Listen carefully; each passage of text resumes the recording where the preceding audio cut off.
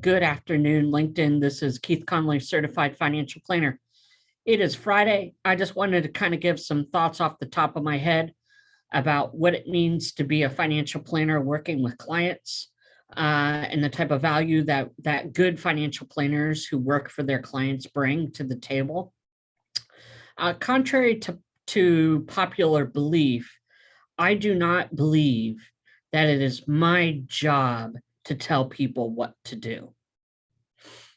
I am not in the business of telling people what their goals and objectives are going to be. I'm not the one that gets to determine what success looks like. Who decides that? Obviously, it's the client, right? I mean, part of my job, especially at the very beginning of our relationship, is just listening and learning, asking really good questions. And if your advisor isn't listening and asking good questions, then maybe it's time for a new advisor. I don't have the responsibility of telling you that you have to retire at 65. I don't have any business telling you that you can't retire at 55.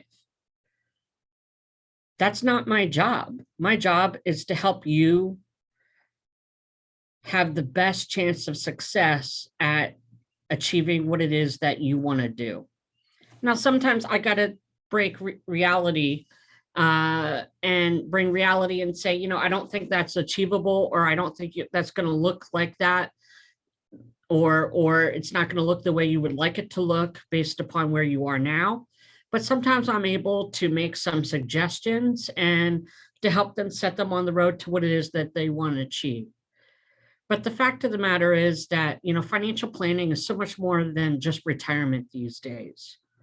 No matter what your age is, whether you're in your 30s and 40s or 60s or 70s, we just all have competing interests. We all have competing objectives and things that it is that we want to accomplish.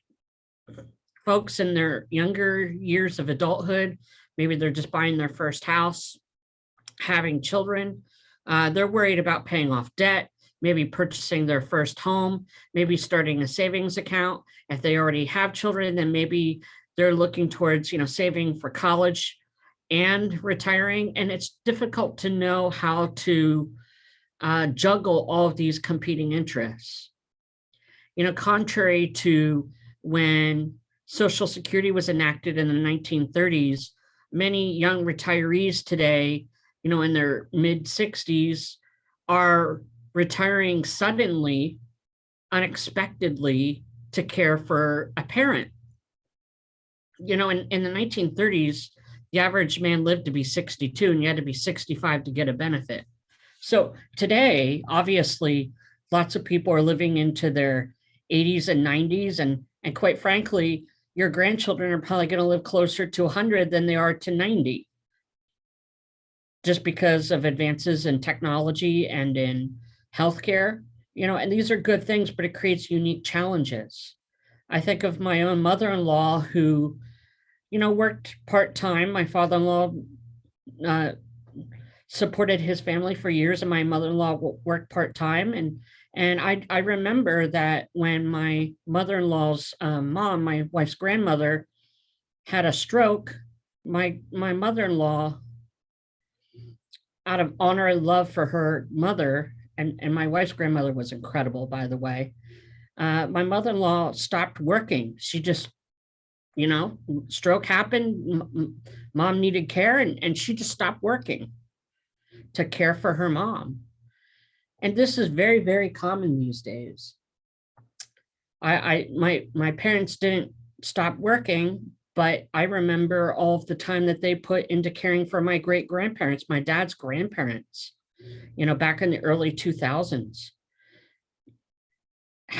And so a lot of couples, entering into retirement are figuring out what their retirement is going to look like as they care for their aging parents. Retirement doesn't always necessarily mean golfing 5 days a week. Sometimes it means that you have to spend part of the day at mom and dad's, washing the dishes, making sure they have their medications, going to doctor appointments. Uh, everyone's situation is different, but what my job is to make sure that that you can fulfill what it is that you want to do, that you can do that in the most efficient way possible, and that the money lasts as long as you do. All right. Well, I would really love to hear some of your thoughts. I'm going to go ahead and stop talking, and we'll go ahead and talk soon. Feel free to reach out if you have any questions on your finances, whether it's life insurance, disability income insurance, or investments or financial or retirement planning. Be happy to talk to you about guaranteed income, or anything that it is that you'd like to discuss. All right. Over and out, people. Bye-bye.